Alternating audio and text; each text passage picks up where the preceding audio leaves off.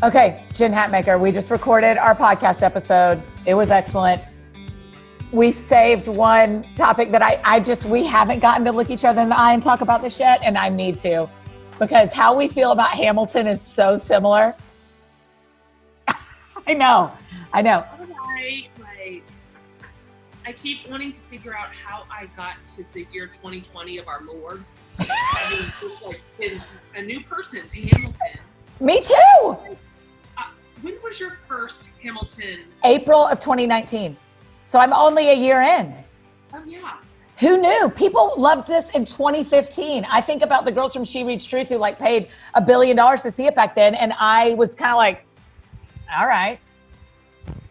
And now I get it. I would say that 2016 was just such a dumpster fire. That was kind of the height of it all. And we were all just trying to get through the day. You know? Yes. So I'd like to say that we were just so culturally involved elsewhere that we were unable to make stuff through. But it makes me feel better. Okay, so start me from what made you fall in love with it? What happened? Well, I always wanted to see it because I hear everybody talking about it, and I see that this is something really special. And so I told Brandon, I really want to... just next time we're in New York, let's go see Hamilton. Yes. Yeah. So he tried to get me tickets for one anniversary, probably in 2017. And I don't remember the details, but we didn't go, so somehow it busted. Yeah. And then, do you know that Brandon's a really good gift giver? No, I didn't know that about him. He's weirdly good at it, and I am, to the degree that he is good, I'm bad. So for Christmas, just a minute ago, he's had 2 really great presents for me, and he's like, one of these is going to be anniversary and one is Christmas. And yeah. Just give it to me. 2 really good tickets to see Hamilton in January. Yeah. Or maybe it was February.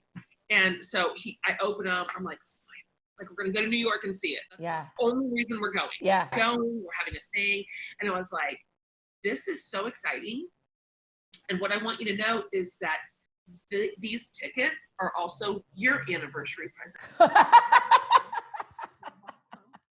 And so we went, probably 4 or 5 weeks later, we went to New York and saw it. And Annie, you saw me. I lost my mind. I lost my mind too. What is it?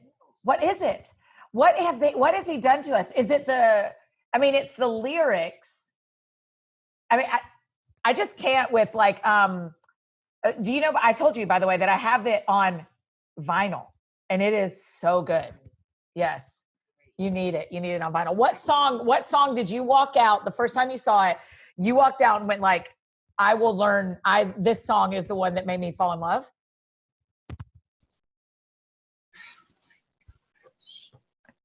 I was so overwhelmed. It's such a hard question to answer because I went in absolutely cold. Okay, same. I knew nothing. I hadn't read anything. I hadn't listened to a minute of the soundtrack. Okay. That's exactly how I was. And so I didn't really even know what to expect. And now I know every word.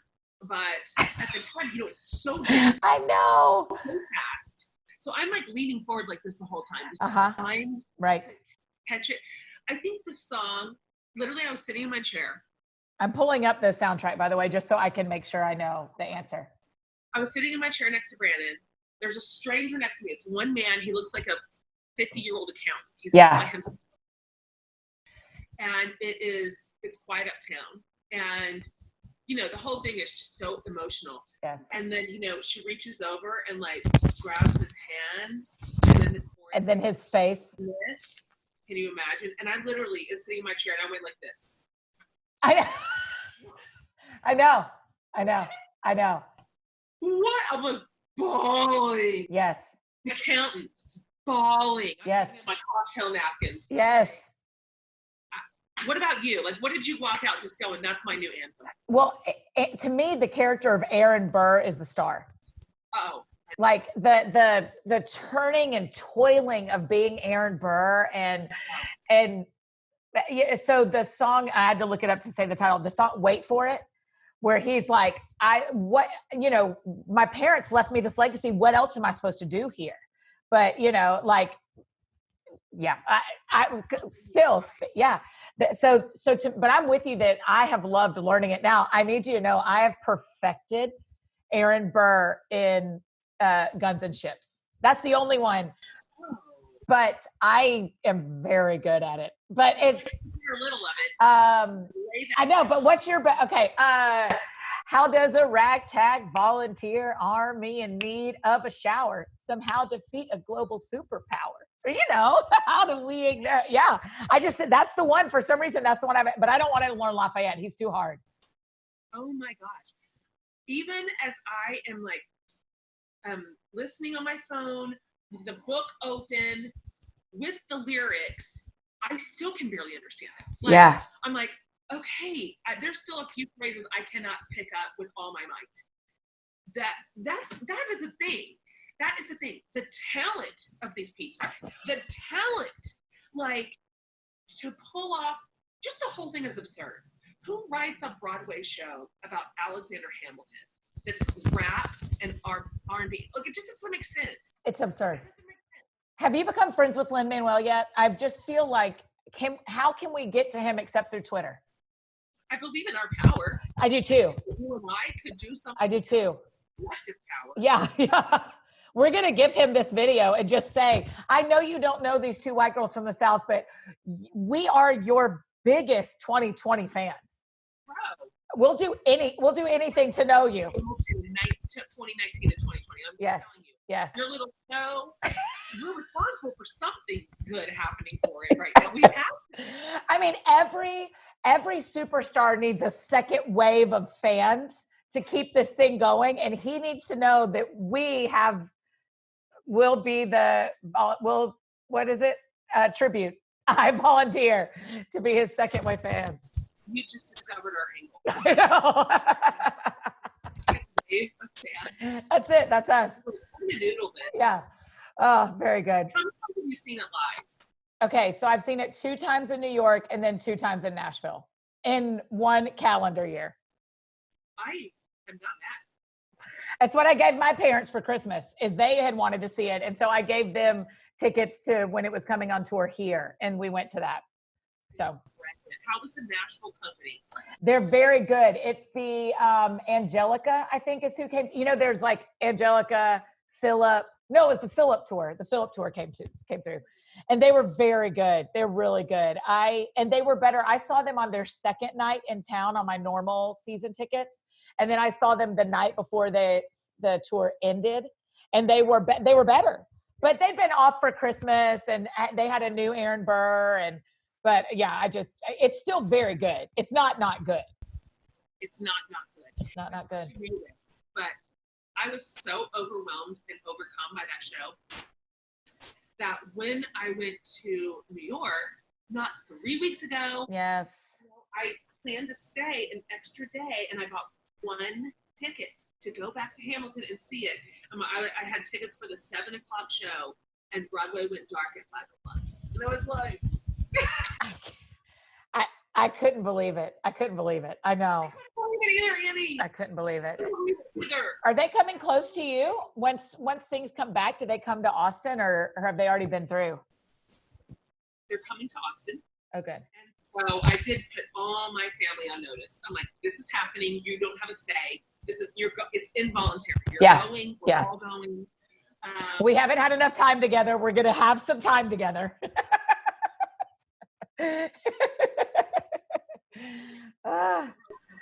I can't remember the last time I sort of experienced a piece of like art and creativity like that it's affected me like that. Yes.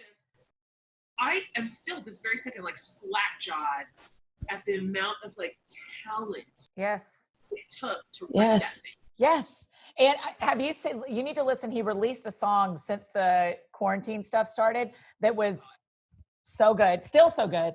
Also, I need you to know that when I looked at my 2019 Spotify top songs, number 1, What If I Never Get Over You by Lady Antebellum. Fine. Don't worry about it. Everything else, Hamilton, for the whole year. I was like, well, if you'd like to know about my year, What If I Never Get Over You, all of Hamilton. Couldn't have described the year any better. I don't know how you felt about this, but after like listening to it around the clock, for the next month, I noticed that I felt so emotional and so, I don't know what it was. It just hit emotional button for me every single time. All the parts around like George Washington, like George Washington's going home. I mean, tell you, I just had to put my head down. Yes, that song is so emotional to me too. I don't know why. But his like choice to leave and like the only way this country carries on is if I walk. There is something so moving about that being what he really did, and about that we never knew that in 50 years on the planet, and that I never knew that in none of my schooling. That making that peaceful transfer of power of new possibility. Yeah. Even when King George is doing his hilarious bit, he's like, I didn't know that was a thing a person could do. Yeah. Overpower peacefully. Yes. Anyway, so moving. All the George Washington parts. Really just loved it. The whole of it. I know. We will see it again. I'll tell you that. Oh, we will see it. There will come a day when you and I are sitting in Richard Rodgers Theater, and we will see it again. So, all right. We did it. Well done.